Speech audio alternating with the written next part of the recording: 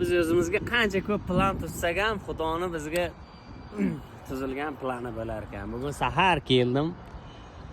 Kechgacha hech narsaga atvikat bo'lmasdan ishlayman degandim. Hozir mana ish boshlaganimga 2 soat bo'ldi, shuncha yuvib pishdim. Endi shamol qattiq bo'lishni boshladi. Yomg'ir yog'ishni boshladi. Xudoga shukr, endi shuni oxirigacha tusha olsam tushaman, tusha olmasam hozir tashab yarimidan uyga ketaman. Tayson tog'a aytgandek, sassiq ko'rpani tagiga kirib yotaman yana. Hammasiga alhamdulillah xursandman. Bunaqa narsalarga men nastroyenam buzilmaydi.